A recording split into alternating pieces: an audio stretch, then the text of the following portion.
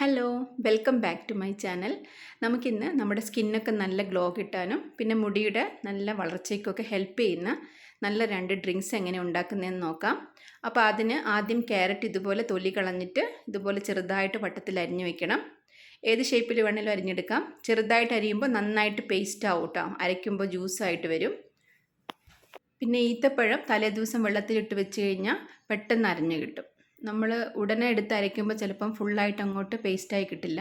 അപ്പോൾ അതിന് തലേദിവസം വെള്ളത്തിലിട്ട് വെച്ചിരുന്നാൽ മതി. എന്നിട്ട് ഇത് രണ്ടും കൂടെ നന്നായിട്ട് അരച്ചെടുക്കണം. കുറച്ച് വെള്ളം കൂടെ ചേർത്ത് കൊടുക്കാം. എന്നിട്ട് നന്നായിട്ട് ജ്യൂസാക്കി എടുക്കണം.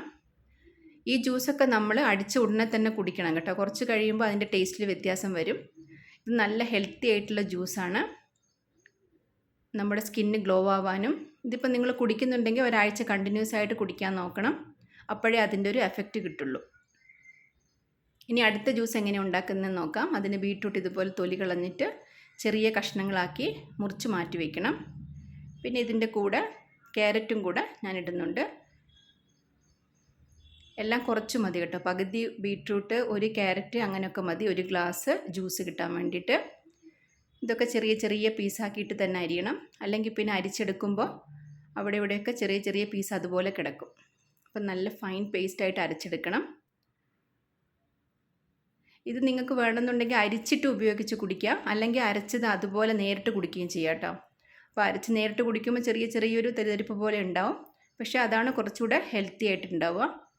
അപ്പോൾ അത് നിങ്ങളുടെ ഇഷ്ടം പോലെ അരിച്ചെടുത്തിട്ട് വേണമെങ്കിലും കുടിക്കാം.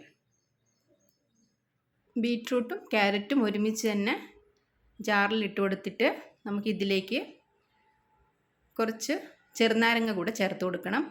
ഒരു പകുതി ചെറുനാരങ്ങ മുഴുവൻ ഞാനിവിടെ ചേർക്കുന്നുണ്ട് കേട്ടോ. ഇതിപ്പോൾ ഒരു ഗ്ലാസ് ജ്യൂസാണ് ഉണ്ടാവുക. അപ്പോൾ പകുതി ചെറുനാരങ്ങ മുഴുവൻ ചേർത്ത് കൊടുക്കുന്നുണ്ട്. ഇനി ഇതിൻ്റെ കൂടെ ഒരു ചെറിയൊരു 5-6 പീസ് ഇഞ്ചിയും കൂടെ ചേർത്ത് കൊടുക്കുന്നുണ്ട്. ഇതും കൂടെ ചേർത്തിട്ട് നന്നായിട്ട് ഇതൊന്ന് അരച്ചെടുക്കാം.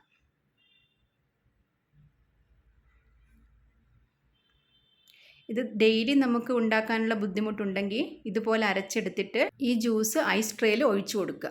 എന്നിട്ട് പിന്നെ അത് ഫ്രീസറിൽ വെച്ചിട്ടാകുമ്പോൾ ദിവസവും രാവിലെ അതിൽ നിന്ന് ഒരു ഐസ് ക്യൂബ് എടുത്തിട്ട് ചെറിയ ചൂടുവെള്ളത്തിലിട്ടിട്ട് മിക്സ് ചെയ്തിട്ട് കുടിച്ചാലും മതി. നമുക്കിപ്പോൾ രാവിലെ എന്നും ജോലി തിരക്കിനിടയ്ക്ക് ഇതൊന്നും ജ്യൂസ് ഉണ്ടാക്കാൻ ചിലപ്പോൾ എന്നൊന്നും പറ്റില്ല എന്ന് വരും. അപ്പോൾ അങ്ങനെയുള്ളപ്പോൾ ഇതുപോലെ ചെയ്താൽ മതി. പക്ഷേ എപ്പോഴും നല്ലത് ഇതുപോലെ ഫ്രഷായിട്ട് തന്നെ അരച്ച ഉടനെ തന്നെ കുടിക്കുന്നതാണ്. അപ്പോൾ എല്ലാവരും ഒന്ന് ട്രൈ ചെയ്ത് നോക്കണം കേട്ടോ. അപ്പോൾ ഇത്രയേ ഉള്ളൂ. Thanks for watching.